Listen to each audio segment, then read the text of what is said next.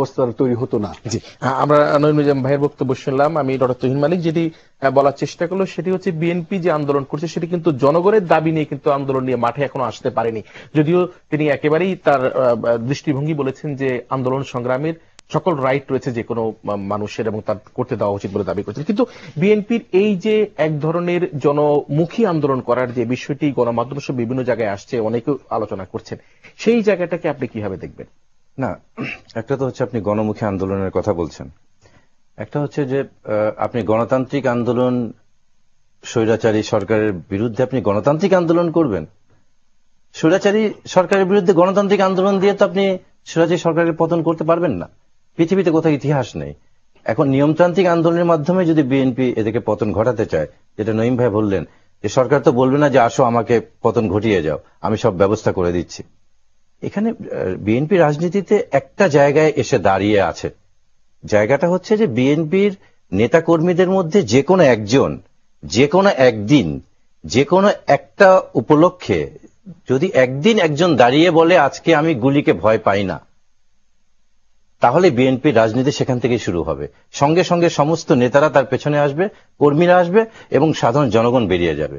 এই যে গুলির ভয় দেখে সরকার যেভাবে রেখে দিয়েছে, শুধু তাই না, একটা অস্থিতিশীল অবস্থা গণতন্ত্রের নামে তৈরি করে রেখেছে সরকার। দেখেন, কালকেও পত্রিকায় এসছে, পরশুদিন বগুড়ায় এক এমপির ফুলের বাগান খেয়ে ফেলেছে দেখে 5টা ছাগলকে অ্যারেস্ট করে থানায় নিয়ে গেল। যে সরকার এখন শুধু বিরোধী দল না, ছাগলদেরও ছাগলদের বিরুদ্ধে মামলা করছে। এখন আমি জানি না মামলাটার কি হয়েছে, তাকে কোর্টে চালান দেওয়া হয়েছে কিনা এবং তাদের জামিন হয়েছে কিনা, রিমান্ডের আবেদন মঞ্জুর হয়েছে কিনা, জেল গেটে জিজ্ঞাসাবাদের অনুমতি দেওয়া হয়েছে না, সোজা তাকে জেলে ঢুকিয়ে দেওয়া হয়েছে সে ছাগলগুলোর আমি জানি না। কিন্তু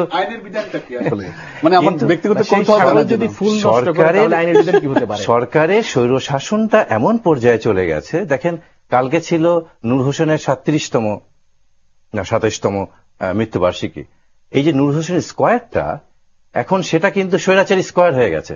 কারণ পতিত স্বৈরাচারের সাথে 25 স্বৈরাচার 90 স্বৈরাচারের বিশেষ দূত হয়ে গেছে।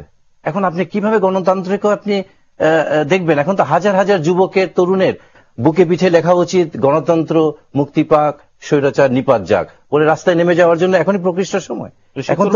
এখন তো হ্যাঁ, মানে সেই তরুণগুলা তো আছে যে রবীন্দ্রনাথ একটা কথা বলেছেন যে মৃত্যুকে যে এড়িয়ে চলে, মৃত্যু তারই টানে। মৃত্যুকে যারা বুক পেতে লয়, বাঁচতে তারাই জানে। কেউ না কেউ তো দাঁড়িয়ে যাবে এই গুলির বিরুদ্ধে, এই স্বৈর শাসনের বিরুদ্ধে। এবং তখনই কিন্তু রাজনীতির যে মূল জিনিসটা, যে আজকে কালকে অনেকেরই মনে হয়েছে যে নূর হোসেনের রক্ত কি বৃথা গেছে। না, নূর হোসেনের রক্ত কোনোদিন বৃথা যেতে পারে না। নূর হোসেনরা বৃথা গেলে আমাদের গণতন্ত্র বৃথা হবে, আমাদের স্বাধীনতা বৃথা হবে, আমাদের মুক্তিযুদ্ধ বৃথা হবে। স্বৈরাচার পতন ঘটবেই এবং গণতন্ত্র মুক্তি পাবেই দেশে, আজকে হোক কালকে হোক, যেভাবেই হোক না কেন। মানুষ কিন্তু এই সরকারের কাছে ফরিয়াদটুকু করার মতো আবেদন জানাতে পারছে না, যে একটা বিশেষভাবে যদি আপনি দাঁড়ানো রাস্তায় তাকে সরাসরি গুলি করে দেওয়া হচ্ছে।